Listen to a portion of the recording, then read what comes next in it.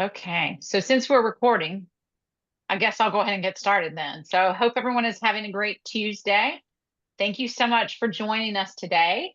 I wanted to welcome everybody to this month's Eden Professional Development webinar. My name is Angie Lindsay, and I am one of the point of contacts at the University of Florida.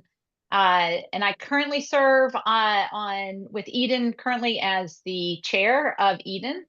And I'm going to serve as your moderator today, as our speaker is very near and dear to my heart.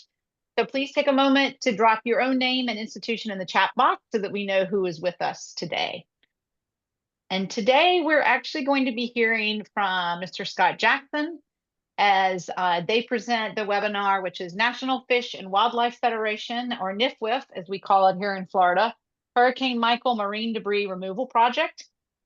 Just a couple of housekeeping items before we get started. If you do have questions during the presentation, please type them in the chat box. And then at the end of the presentation, we will discuss those and hopefully have some time for some discussion for those that are able to stay with us.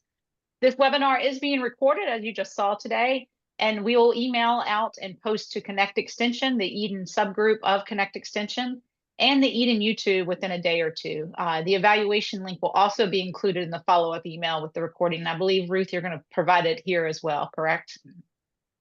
Okay. Yeah, toward the end, I'll put it in the chat. Perfect. Thank you so much. I'm going to turn it over to our presenter in just a second, but just to give you a little background information about Scott. Scott has served the Northwest Florida UF IFAS Extension and Florida Sea Grant since 2000. He is our Bay County Extension Director and Regional Specialized Agent, and he focuses on artificial reefs, fisheries, and coastal resilience. He has collaborated with Sea Grant programs nationwide and recently supported disaster response session at Sea Grant Week in Savannah last year. Scott holds a master's in marine aquaculture from Texas A&M, Corpus Christi, and a bachelor's in wildlife and fishery science from Texas A&M University. I consider Scott not only a coworker, but a friend. And I will tell you, in times of disaster, he is a great person to have. Scott is our person that is #1 calling and checking on our extension folks that are in the impacted areas to make sure that everybody's okay and what they need. And he has been a lifesaver to us here in Florida. And I'm just honored to have him here today. And Scott, I'm going to turn it over to you. Well, thank you, Angie. I appreciate working with you too. And we are going to hopefully learn from each other today. I focus in marine science, as Angie mentioned, with the Florida Sea Grant program, but I also work in all different types of program areas as the county extension director. And so here in my office in Bay County, we have horticultural, 4-H, and then we have a coastal resources person, and then we of course have family and consumer sciences. And so I would imagine that we have representation across the whole programmatic area in extension. And I look forward to hearing maybe at the end kind of some of your experiences related to what I'm going to talk about today. I think in a nutshell, it's really nice to be able to maybe go somewhere and help other people.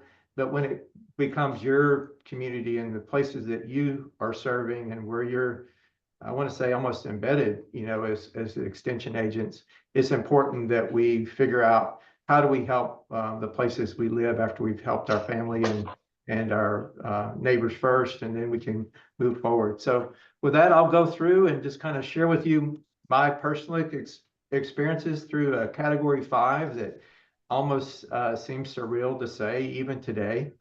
And it wasn't something that you dreamed of in a good way. You always knew it could happen, but faced with that was something that just almost is still shocking to even think about even today. So my take-home message is very simple.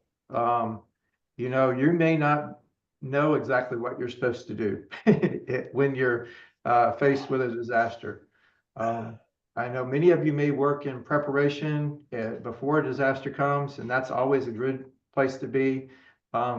Oftentimes, though, even in our case, we weren't the first responders, so we didn't have to go out, and we weren't with the EOC. I have been with the Emergency Operations Center in Wakulla during the oil spill and some of the other things in places where I've been in smaller counties. Extension is relied on a little bit more heavily here, though in Bay County, we're about 180,000 people. So we have other people that are tasked with those first responders, and our job as Extension is really to stay out of the way. But just to, don't be frozen, don't be scared. Figure out based on your programs and where you're at, what really is not being done. It doesn't necessarily have to be in your line of expertise. It just has to be in line with, can I do this? And so I'm just gonna go through that. That's the take home message. It's my last slide. You've seen it now. We can move forward and go from there. So here's what I'm going to tell you a little bit about just how we got involved with Marine Debris Project. How did we get involved with National Fish and Wildlife Foundation, which I'm certainly thankful for them and their ability to partner with NOAA and bring us resources that we needed so desperately as we tried to recover. Yes, go ahead. I'm sorry. Are you supposed to be sharing a slide right now? I'm not seeing it. I am. I'm sorry. I didn't. Thank you for interrupting. Yeah, no problem. All right. Let me go back and so far it's just a bunch of blue slides, so nothing dramatic yet. All right. Okay. How's that? Yeah, I see it. Thank you. Okay, and so we'll go through and talk a little bit about the technology that we used and continue to strive to develop based on our experiences. And then we'll also talk a little bit about just the impacts that we've seen in our recovery on that, and then just some of those applications of future technology and our future goals and trying to make things better.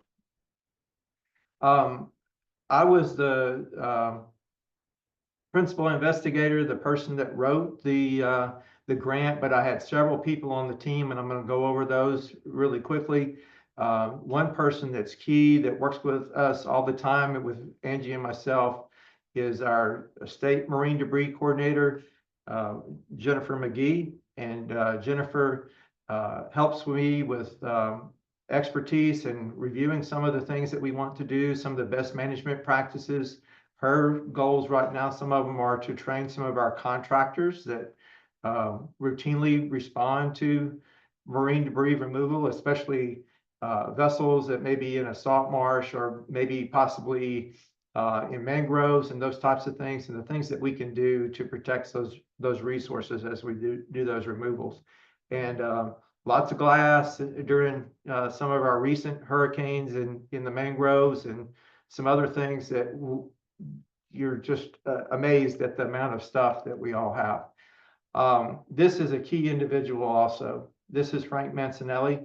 Frank was my first project manager that worked with us almost 3 years on the project on a day-to-day basis. He was a Air Force veteran, and unfortunately he passed away almost just 3 months before we closed out the last few sections of our removals and our grant closure. So he served on my Marine Advisory Committee and was my friend for number of years up 2010 or longer. So it was a big loss for us during that time period. So not only did we have a lot of loss from our folks that were I guess from impacted by the storm and some of the people that we lost during the storm, but we also lost some of our people in our office later on in the project. It just is something that I wanted to show you a little bit about. We do have lots of people that were involved. This is another person that helped us out. This is Bree Stark. Bree actually has a degree in communications from the University of Florida, and she also was a summer intern with me years ago, and I actually met her at Marine Camp as a young person working on fishing line removal. I don't think she dreamed, as she got into her 30s, that she would be removing large vessels, but I've seen her grow and take on the responsibilities of this job, and helping Frank initially and then becoming the project manager to finish it out and writing all the reports and taking care of us. A large part of her duties were to map and tell us where targets were and try to work through all those things. And I'll show you some of the work that she did. Behind the scenes, we have additional people that helped us in various counties as some of my Sea Grant colleagues, but then I had people in my office.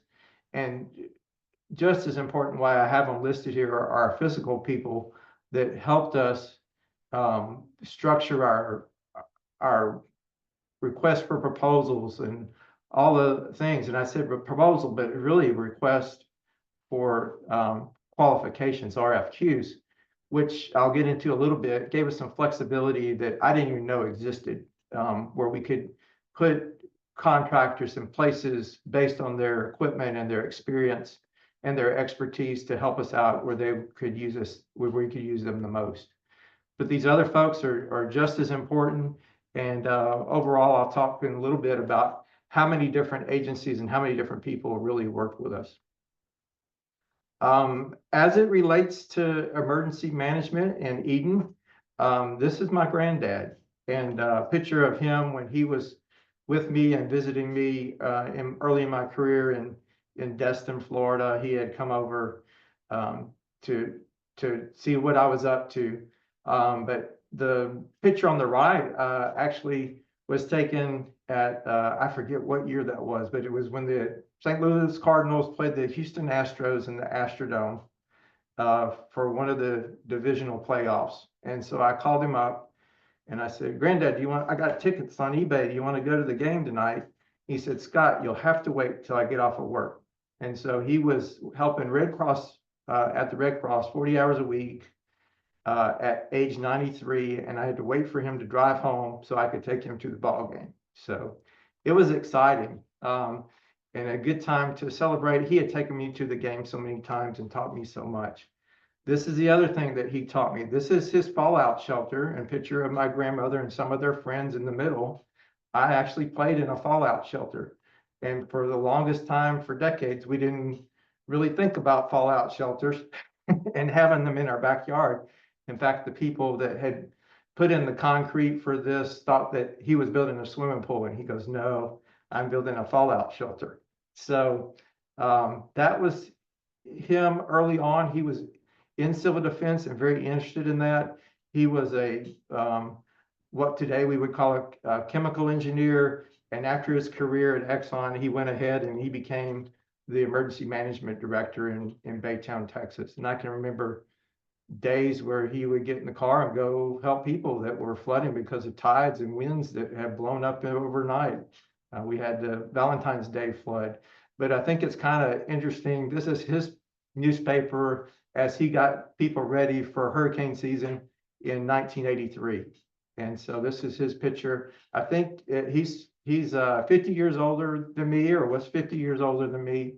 And so he would have been 71 in this picture. And this was his second career for a few decades there, making maps and that kind of stuff. So these are I call it, my mom and I tease about the Hickerson gene. But that's his name is Fletcher Hickerson. And I'll try not to fall over. And anyway, this is all, I guess, good, to have granddad's preparation and everything else. And some of what he taught me, I put into play during the hurricane. And this is a picture as we woke up on October 10th, 2018. And it was just kind of again, a surreal type kind of a moment. We had already planned to stay. And so we had worked on the sand pile all day long. And I had taken the dogs out for a walk. And it was a taxing day as far as being stressed. And it's also taxing to just see what we could do to, work on the sand pile. Me and my wife worked on the sand pile, trying to help get people ready. Because we thought it was going to be more of a flooding event than anything else. And it actually turned out to be more of a wind event. And the amount of wind damage was just staggering. This is what I woke up, and you can see the time. I woke up at 4 o'clock in the morning because I went to sleep probably like 7:30. And I looked at that and I went, that 4 is over my house. And I was like 147 miles an hour, or 145 miles an hour. No, Granddad showed me too many pictures at Thanksgiving and everywhere else. It's time to go. And so I woke everybody up and I said, we're leaving. I really hadn't planned to leave. And it was almost like a bad icebreaker. It's like you got 20 minutes to leave. What are you going to take with you? And I went and got my big iMac. And I thought that's what I wanted to make sure that I was able, as my prized possession. Angie went and got the Nespresso. And so she got her coffee set up that she had saved for and was proud of. And then there's my son who had been through Katrina, who was having flashbacks and had evacuated and lost their home during Katrina. He's running around with Godzilla and little tiny figurines. And I'm going, Godzilla, really? And he goes, yes, I lost it during Katrina. I'm not going to lose it again. So anyway, he goes, you're saving China and I'm going to save Godzilla. And I was just thinking, well, we're not really taking China. I'm taking my iMac.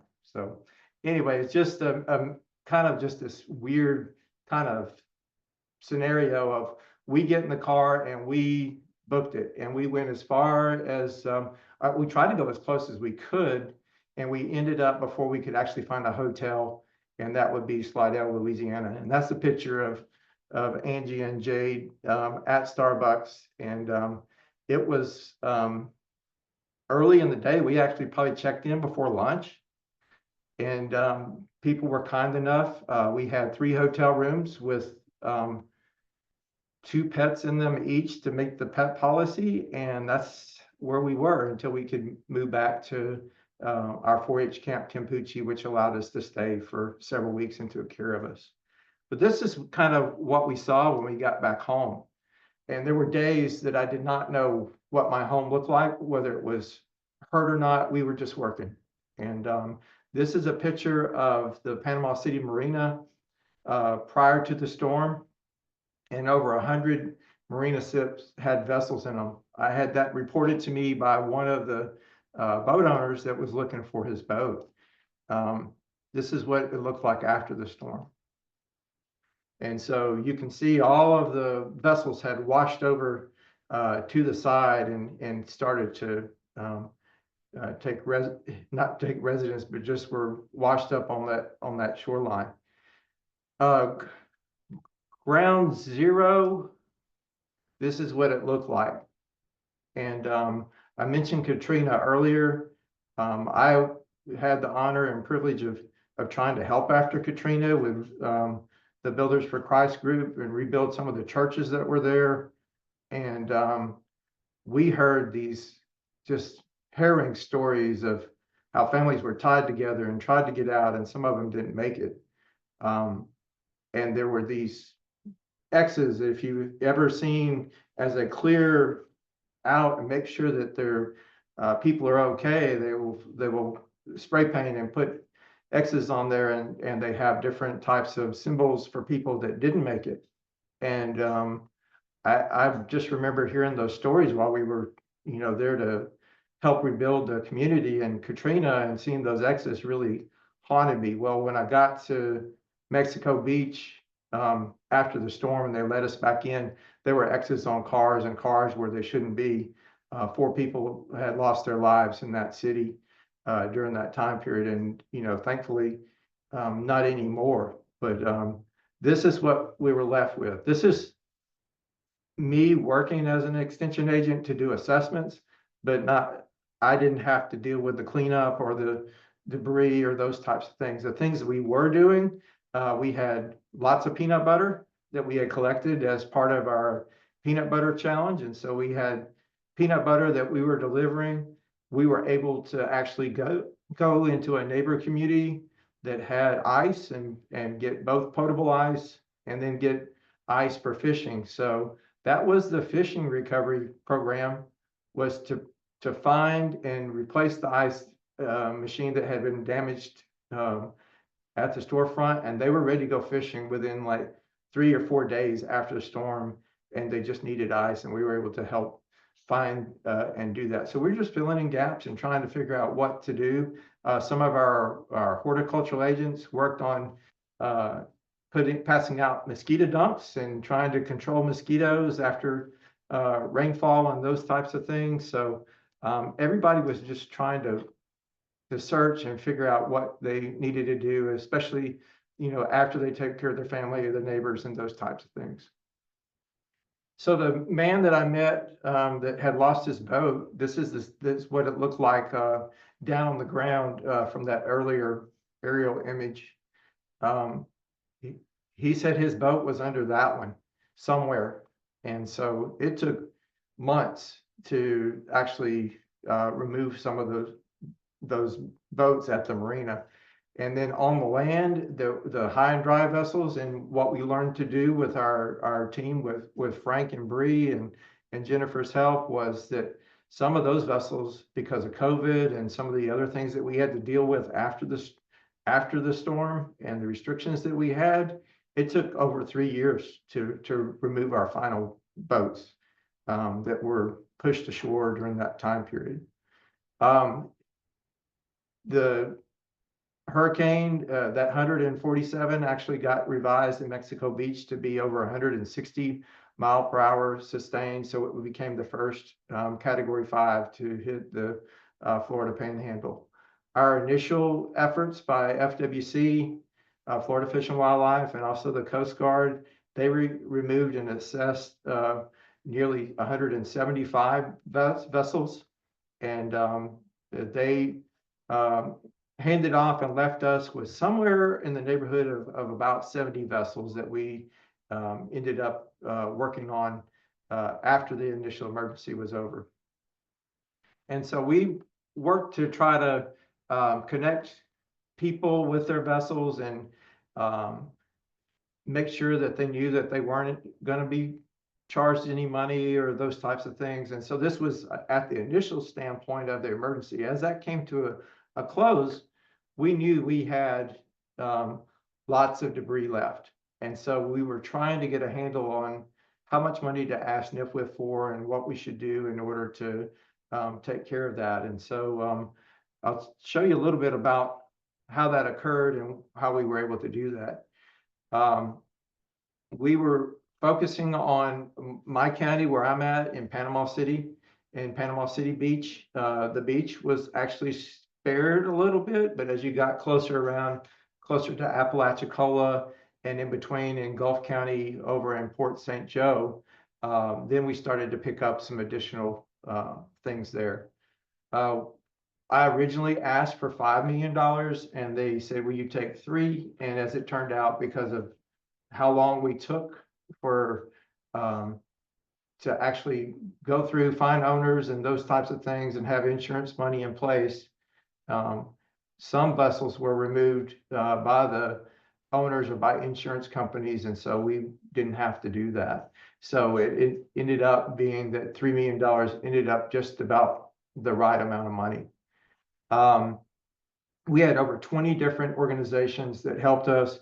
For instance, the sheriff's office provided us with owner contact information that we couldn't get as extension agents, and elected officials had more authority to go in and do investigations. We worked with our code enforcement officers, and we have sustained those connections to FWC law enforcement and the people that we met during those time periods. And so it's kind of exciting that we are more proactive and we've learned from that. But it's nice to look back and go, well, this is kind of where it started as far as making something better and not just focusing on what happened as far as being entirely bad as far as what outcomes are. We just continue to work through a various, making sure that the contractors that we qualified completed the work, and any problems that they had, that we were able to work through those. So I mean, do we have any questions that have come in before I go into the actual strips? I guess I would ask you a question. How many of you recognize this type of map?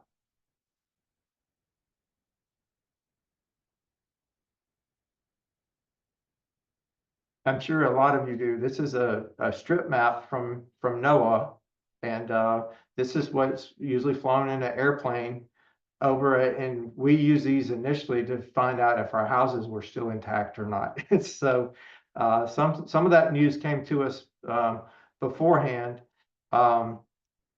There were literally millions of tons of debris and mostly trees in Northwest Florida on the ground in our part of Florida, and that prevented a lot of people from being able to go out and actually verify or see, no one could go to my house until the roads got cleared. And so some of that happened quickly and some of it happened over weeks. This is a picture of what our project team faced when they went into the GIS layers that were provided by NOAA and those strip maps. They went in and evaluated each of those boats, the debris piles, and they measured them, and they tried to calculate whether they were not only how big they were, but also how hard or how difficult they might be in order to pick up. And this was all done by hand, and so by just eyeballing it. And so our hope, and I'll talk about it in a little bit, is that we were able to do some machine learning and train some AI and do some applications with technology, that this becomes a little bit less of a burden. The person that I originally hired to help me guess how much money we should ask for was one of our contractors, marine contractors that I have used for our artificial reef work and permitting. And he called me up and he goes, "Do I have to continue and go all and still count? I just keep running into stuff." And I said, "Keep counting. We got to have a number." And I suspect that you're in the middle of the debris field and it's lopsided. And once you make the corner and come around, you'll see that it, becomes something more manageable. I said, "Go for a walk, take some time out to go." And that just gives you how much that probably took us at least 2 weeks to go through and count all those different sites and evaluate what we had. And so we, 600 pieces of debris. And then we had, the boats that stood out inside of that. This is a theodolite.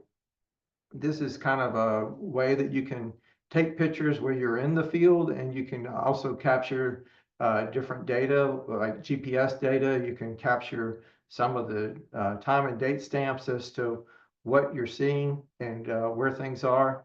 And so it is a iPhone, iPad app, and we used both during our evaluation. We also had GIS help, and this is I forget what the old, it used to be known as GIS, ArcGIS Collector. This is the field map now, the new version. And so you can take the maps that we created in the initial little count that we got from the satellite, and you can take that out into the field, and you don't have to have the internet. You can actually verify these and then find out that, whether they're still there or not. And so a lot of these, we would go in and we would just turn them black. We could do that from our boat and from the shoreline, and take a look and verify from what we saw from the flights, and then come back. We had probably during the 3 years of the grant, we had other flight data available to us because the county saw the value in doing more frequent flights and mapping. So we had new GIS layers that came out to help us a little bit. Ideally, we'd like to be in control of that and maybe be able to fly and get that kind of information whenever we need it. And I keep talking about flying because it's important. One of our contractors that we learned from is Zulu Marine, and Zulu specialized in the application of drones. This drone is, I'll show you here in just a minute. And but it's not just the ability to, I guess, to fly, it's the ability to take the software and do something with it. So in the top right-hand corner where it says Shell Island, you can see the little dots where they've mapped various debris fields that we are concerned. If you click on those, you can actually then get to their other page where you can see what that they're actually looking at. And they've come a long way in their development of tools also. But this is what their drone looked like then in 2018. This is a DJI P4B2, if anybody's interested in that. This is from, again, from some of the data sets that we had and what we were able to do. One of the nice things that they're able to do is actually measure the boat. And it's right now, I just take that figure, depending on how hard or how easy it is to remove, $1,000 a foot.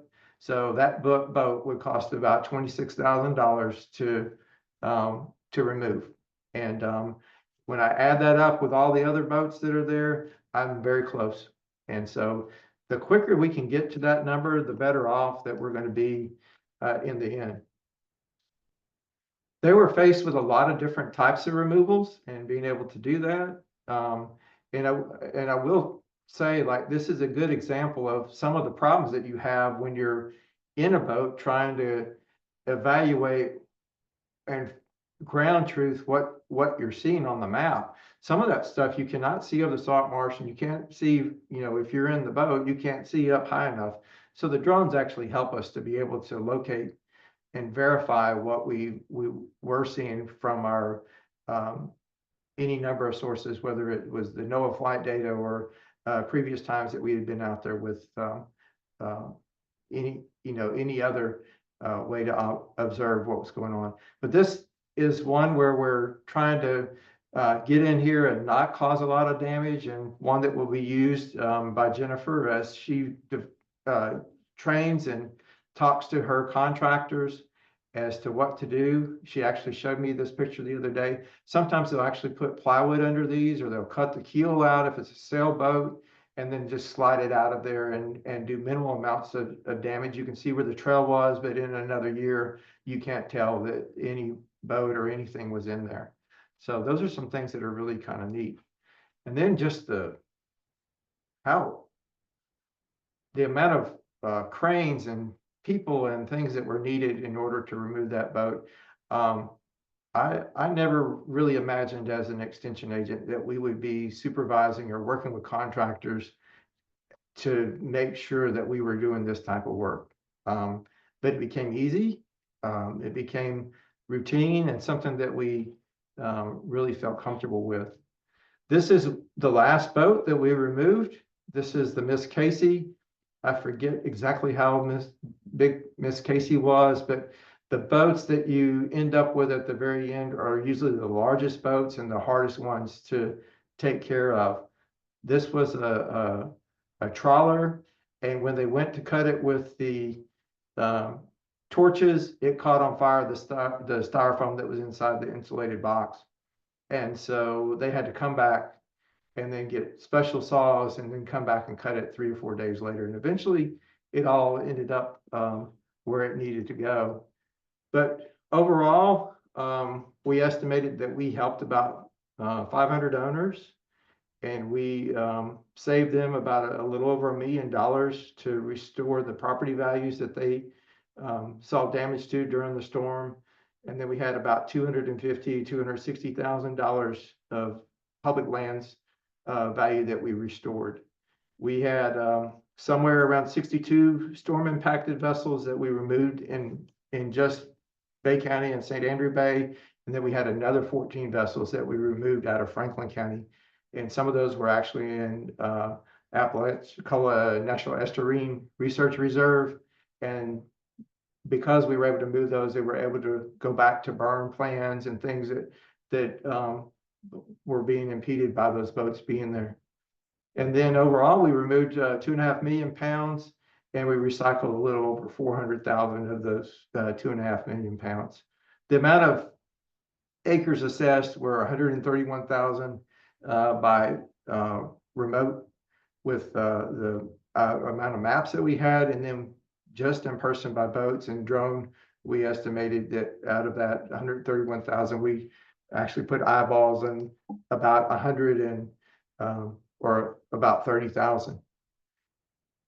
So these are the final wrap-up slides. I've got just kind of what we did then versus maybe what I would do now if the same thing happened. And so as far as the target information, we still have airplanes. And when I met with some of our folks that are helping us at the industry level, airplanes are still a valuable tool. So they're not going anywhere. We may, though, use more fixed wing drones to help us do more frequent flights when airplanes aren't available. And then we also still have rotary drones that we could use for smaller sites. We did visual ID and assessment by person, and the promise of machine learning is that we can not only do that in person, but we can also give them a map that has been assessed by AI to limit the number of choices that we have to go visit and make it more manageable and make it more accurate. And we can do it more often. I mean, when we decided to go through and say, well, okay, what's the status of everything? And we're keeping track of everything, but we would still go back and find pieces of hulls of boats in imagery when we got new imagery in to see what was going on. And so sometimes Bree would actually have 2 different screens with 2 different maps and trying to sit there and kind of compare between both of them. And it would sure be nice to get to the point in GIS and ArcGIS and machine learning to allow that assistance, so that we're not talking about getting rid of humans in this case. They still serve a function, but they also would like to have less stress and be more effective at what they do. Follow-up assessments and monitoring of removals by this is what we were talking about. We did that, and then we would be able to do more flights and more information, do more flights, more information if we had those tools available to us. And now Jennifer has already started to incorporate more drones in what she's doing at the state level. We had a Qualtrics survey to gain target information, and we surveyed the public and offered our assistance and told them where we were. Understand this was in COVID too, so a lot of communication had to occur electronically. Today, with recent hurricanes, we're seeing that smart apps, and Jennifer also has a ArcGIS app that she allows various members to report areas of concern and places of that they want to target and how to take care of all that. So that's kind of where we are at the moment. And again, I think about Frank, and my last story is kind of the success of what happened because of his initial work. This was one of his first projects at Dog Island. The Pelican Inn was removed, and this is one of the project managers standing on that debris pile.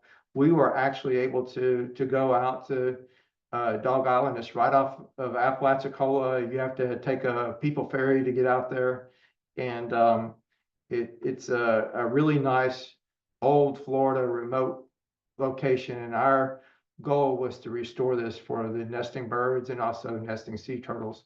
And so right after he passed away in June, a turtle came and nested right there. So that's pretty cool. And we were able to share that with his family, and it just meant a lot to us. With that, I will take questions, and maybe we'll have a good discussion on maybe some of the things you've been involved in and how you've been able to take care of your communities as well. Angie?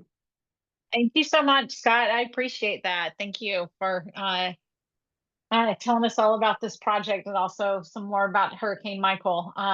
Absolutely, we definitely have some time for questions. For anyone who would like to ask some questions, you can certainly put them in the chat there, or believe you can actually come off of mute too if you'd like to ask as well. And Ruth has actually put the evaluation link in the chat there. If you'll take a few minutes to fill that out as well, that would be great. So, but Scott, thank you so much for your time and for sharing the story and the project as well. So I would ask if anyone has any questions, and no, doesn't look like it. Okay, thank you, Ruth. She says it'll go out an email with replay link later today or tomorrow as well. So, oh, please go ahead with question. Go ahead.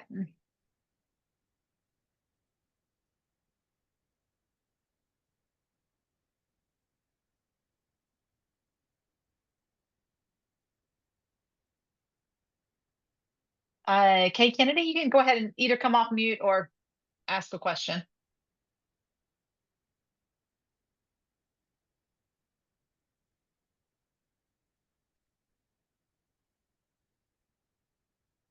Okay. Well, maybe not. Perhaps not. So, um, oh, okay. Thank you. Scott, looks like the question is, I'd like to know what are the top 3 things civilians could have done to help make your job in rescuing them more helpful to you, helping them? Well, we really didn't have to rescue anybody. I think the top thing that I would recommend to people is be ready, you know, and prepared as civilians, you know, be ready to be on your own. Have all your food, all your water, any type of generators, fuel, or anything else you want to add on top of that. You know, in our case, we had sandbags and we were ready to hunker down and stay, and not really depend on, you know, anyone to come get you, because it's not going to happen if you decide to stay. So certainly, I think, you know, you need to really consider evacuating, because that always helps. It helps you. I evacuated during Ivan long time ago, and I can remember going to the Butterfly House or the Lepidopteran Center on the Gainesville campus, and I was looking at waterfalls and everything else until the phone rang, and you know, I got a call that says, they said the storm surge is going to be 30 feet. How high is your house? And I'm like, well, I was looking at butterflies. I was, you know, taking care of my family. You know, I joke here that if I had family, and, you know, we go to Universal, we go to Disney, and for the most part, those places open up a day or two after a hurricane comes across them. So, doing something, you know, with your family may be a good time if you've got everything buttoned down at home. Thanks, Scott. Looks like Luke had a question regarding removing vessels. Did you have to facilitate the communication between the state, federal, environmental regulatory agencies, or were most of the regulations removed for the cleanup period? No, we had to absolutely do all of that. And Jennifer helped with that. Because we worked with NFWF, which is a private partnership with NOAA. They had a NOAA biologist that was very helpful and helped us get through all of the initial surveys, identify critical habitats that we needed to avoid, even some of the you know, artifacts that are historic, that those main sites that we need to preserve were identified by us. And, you know, we had to write in some of our contract that human remains are found, you know, those things were all helped and supported by NOAA and FWC, and even our local people helped us when we actually started working on cases. And I don't have the slide to show you, but Bree worked out a great slide to train our code enforcement officers, and we have various ways to contact the vessel owners. One of my favorite stories is we had a boat we called the Veterans Boat, and we didn't know who it belonged to, and so we were required to post it in the newspaper, and as part of state law. And so we posted it in the newspaper, and we got a call, and it says, "That's my boat. I'm glad you found it. I've been looking for it." And I was thinking, newspaper? Well, yeah, they do. And so we were able to actually put them in contact with the contractor, make an evaluation. I believe that boat was damaged enough. It didn't quite make it to be back on the water again, but it does show you things are there for a reason. And Jennifer's would tell you the same thing. I heard her, and she showed us pictures of the unbelievable damage to the mangroves. And salt marsh is a little faster, but mangroves and cutting of trees and doing dredging and things like that, some of that stuff is, it does remind me of the oil spill and things that we saw sometimes in preparation for that seem to be cause as much damage. You don't want more damage, and I've had that happen, with homes and that kind of stuff. And you probably guys have experienced that too, when the contractor comes and tears more stuff up than what you had after the storm. There's something really wrong about that. Thanks, Scott. Got a couple of other questions here. I will also share that my family lost a boat during Hurricane Irma that we saw on a nightly news cast. So same sort of thing. You never know. You never know. Never know when you're going to see it show up. Boat owners have rights. And I saw one of the questions fly by. I have not clicked on it, but it said something about some of the mental stress and that kind of stuff. And I really think this last year was just the worst, especially the people that Angie and I have tried to help. Some of those people actually went through 4 different storms, if I remember right, between the no-name storm and 2 hurricanes and a hurricane before that. I mean, they were beat up, and there's no 2 ways about it. Angie, did you feel beat up? I did, and I can imagine. I guess I can imagine, yes. And that's probably why it hurts. As that's why we work so hard, I think, because we know what it's like. And Angie specializes in some of the mental health first aid, along with one of our specialists. And I'm going to let her tell a little bit about what she's doing and maybe what opportunities there are to maybe have sessions or learn from us and have that program passed along to you. Yeah, sure. Absolutely. We actually started a mental health disaster kind of workshop after Hurricane Irma, which was in 2017, that we provided to extension folks and folks that were working in response and early recovery and extended recovery. As we know, recovery takes a long time. To not only help those that they are helping within their communities, but then also to recognize the signs within themselves as well. So that workshop ended up becoming online thanks to COVID. So that's something that is still out there and readily available and free. But I will say that there's a lot of great programs out there right now, including the mental health first aid, which Scott mentioned, but also which is mental health first aid is kind of disaster or an event type thing. Psychological first aid and QPR as well. But I think there's a lot of great conversations out there now regarding mental health, especially after disasters, and understanding how to better prepare, mitigate, and respond to those. And then understanding that these mental health effects don't go away, especially when we know recovery takes such a long time, keeping that in mind as well. So happy to share that. Don't want to get too far in it. We could do a whole webinar on the mental health impacts. Absolutely. Scott, there was one other question from Ashley regarding, are the assessment technologies also used for tornado and waterspout impacts as well? Could that be used for that? I don't know what they do with the initial program with that. I do know that some of the people that we're working with specialize in just debris and land debris.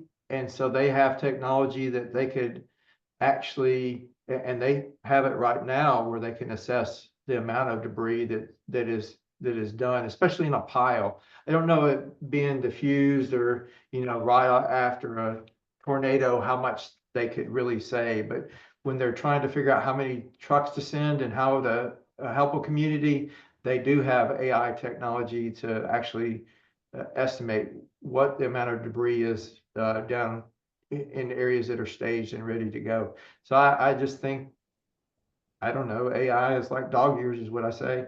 So 7 years equals 1. And so we'll just wait till the summer and we'll have an answer. No, I don't, I'm teasing. But it seems that way. It seems like every day we get some new answers. I will say that it's been really nice to work with people that can help me to come to a better answer, because the computing power that's needed for this machine learning and some other stuff just really isn't really available at an extent. So we do have a little bit of money, but on that, it has more expertise in GIS can help me. I like to say I'm a good shopper. I know enough to know when I'm getting a good deal. So that's about my extent. I can work with ArcGIS online and manage maps, but I am not the expert.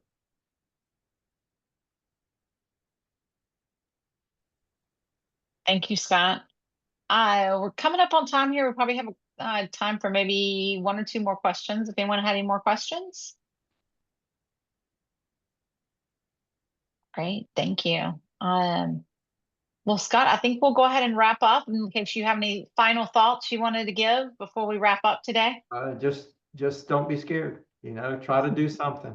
And it may not be clear at first, but I think that enough of us are connected with our communities as our charge that we can do something always if we just try a little bit.